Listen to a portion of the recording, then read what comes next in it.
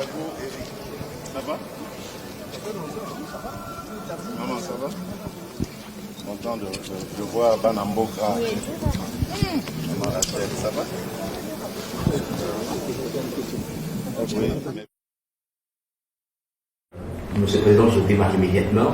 Vous êtes en visite d'État en Chine. Quel est le bilan que vous faites de cette visite d'État et ce nouveau partenariat stratégique? En quoi sera bénéfique à la RDC? Bien. D'abord, c'est par rapport aux honneurs qui nous ont été réservés, l'importance qu'on nous a donnée. C'est vrai, vous direz que c'est une visite d'État, mais là, elle a eu un caractère particulier parce que la Chine a voulu envoyer un message de solidarité, de respect envers la République démocratique du Congo. Ensuite, c'est par rapport au contenu même des discussions que nous avons eues avec eux et des résolutions que nous avons relevées. Et ici, il y en a eu énormément, mais j'aimerais quand même vous faire un petit retour en arrière pour vous dire pourquoi est-ce que nous en sommes arrivés là. En fait, depuis mon accession à la tête du pays et lorsque j'ai été au fait des dossiers, je me suis rendu compte qu'en fait, ce partenariat n'était ni profitable à la République démocratique du Congo, ni profitable à la Chine. Les privés se font des moyens qui ne retombent peut-être pas sur la Chine, et de l'autre côté, la RDC n'a rien. C'était mauvais, c'est pour ça que je disais à mes amis chinois, mais écoutez, je suis votre meilleur allié dans le sens de laver votre image. L'image de la Chine, vous êtes congolais comme moi, vous savez qu'elle a été cornée en République démocratique du Congo, on tournait les produits chinois en dérision, la Chine n'était pas considérée dans l'ampleur qu'elle a, dans le rayonnement qu'elle a sur le monde, surtout le monde des affaires. Et donc c'est ça qui m'avait poussé d'abord à le remettre en cause, parce que charité bien ordonnée, commençant par soi-même, je m'étais rendu compte que nous n'étions en rien bénéficiaires de cela. Donc j'ai commencé le débat avec eux. Au début c'était assez difficile parce qu'ils pensaient que j'en avais après les Chinois, mais je crois que le message a fini par passer. Et voilà, nous en sommes arrivés là. Donc c'est vraiment tout un chemin parcouru, des rencontres préparées et qui ont abouti par cette conclusion de la nécessité de nouer un partenariat stratégique global.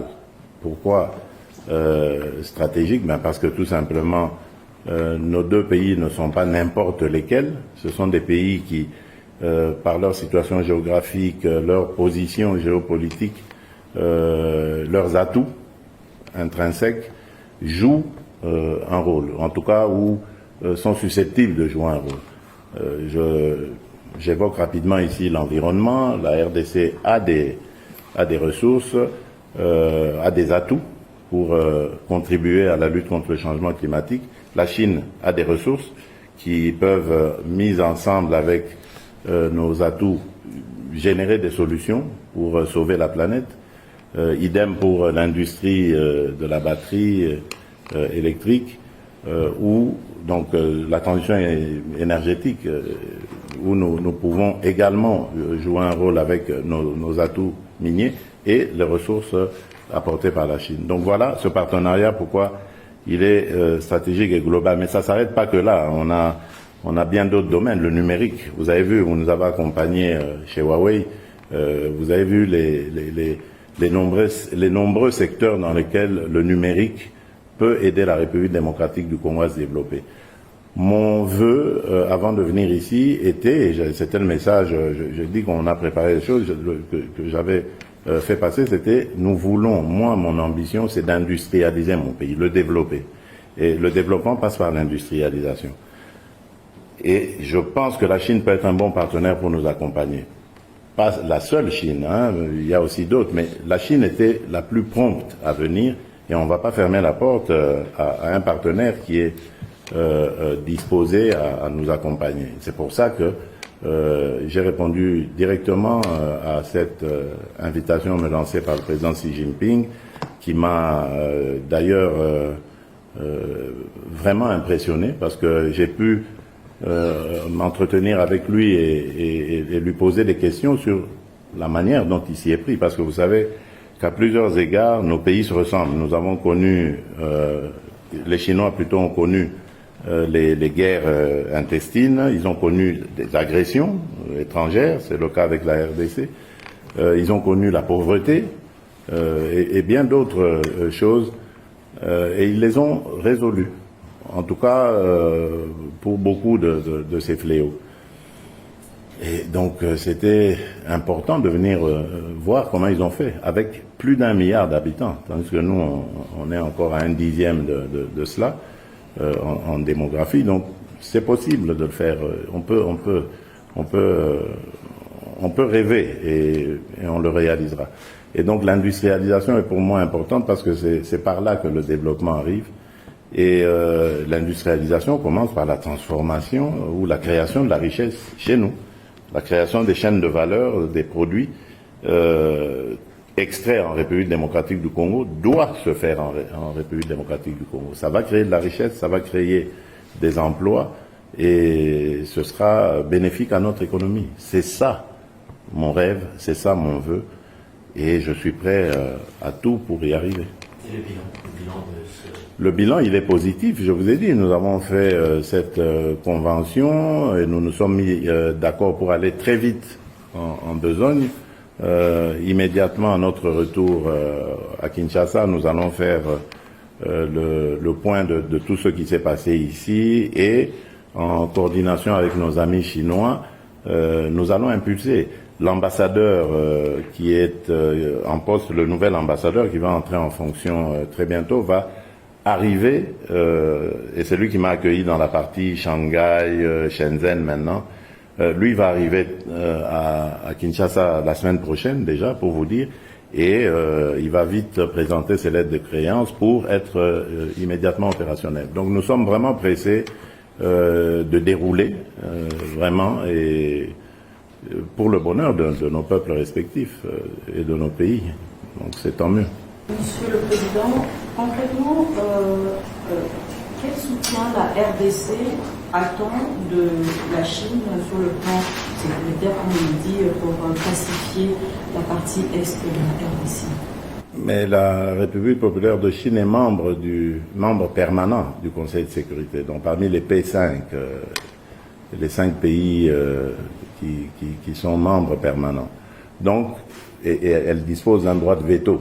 Donc ça veut dire que c'est un pays dont la voix compte énormément. Et aujourd'hui, la Chine a en plus acquis de l'influence à travers le monde. Donc elle peut être un partenaire très important pour la recherche de la paix que nous souhaitons.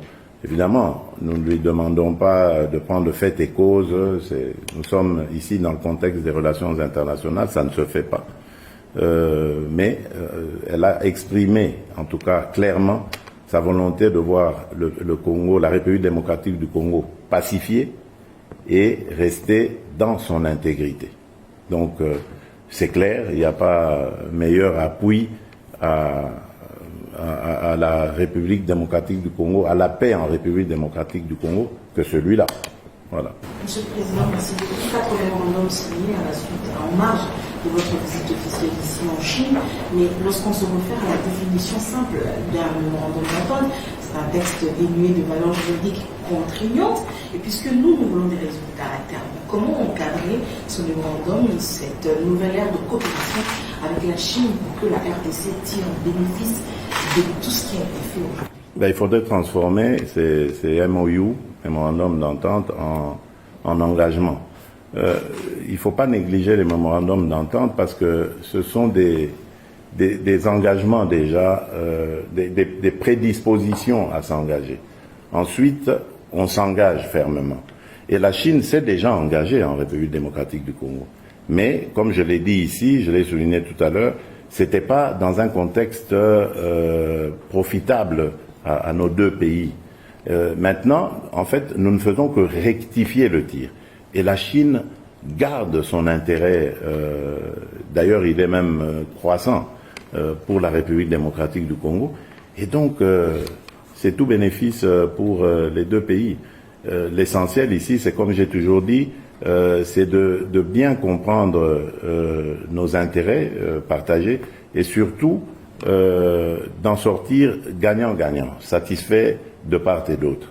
Donc, si c'est cela que nous recherchons, je suis sûr que nous allons l'atteindre parce que nous savons ce que nous voulons et les Chinois savent ce qu'ils veulent.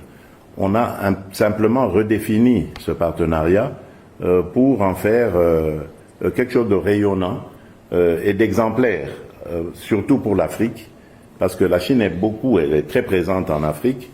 Il y a à boire et à manger dans ce qu'on dit sur sa présence en Afrique, mais en réussissant ce partenariat, en le relevant au niveau stratégique global, nous pensons pouvoir envoyer un message à l'Afrique tout entière sur la possibilité de faire de grandes choses dans la coopération sud-sud. Voilà. Excellence, merci. Peut-être juste un petit aspect, je me permets. Vous l'avez dit quand vous avez donné l'interview à nos amis chinois. Sur le plan personnel, qu'est-ce que ce voyage vous a marqué? Mobutu, on se rappelle, à son époque, le maréchal, il était revenu, il nous a imposé la Bacchus. Je ne dis pas que vous allez faire ça, mais je veux dire, sur le plan personnel, qu'est-ce que ça va vous ramener, que vous voulez mettre en place au Congo, de par votre expérience que vous avez eue ici? Je ne sais pas. Moi, sur le plan personnel, j'ai découvert la Chine. C'est la première fois pour moi d'arriver. J'ai pu voir les performances de la Chine. Cette Chine qui, il y a encore 30 ans, ne pouvait pas être donnée sur ce qu'elle est aujourd'hui, ce qu'elle présente aujourd'hui.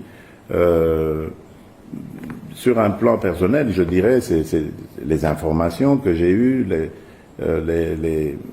les expériences que j'ai vécues qui vont enrichir ma connaissance, tout simplement. Je n'ai pas envie d'aller refaire du mobutisme, même si c'est pas vraiment, c'est pas le terme approprié. J'ai pas envie de m'accaparer de cela. C'est pour le Congo que je l'ai fait, et j'espère l'avoir bien fait. Et c'est ça mon objectif, que le Congo gagne. Nous, on n'est que des êtres humains, on passera, mais le Congo restera. Merci beaucoup, Excellence. Merci beaucoup. Voilà. Merci.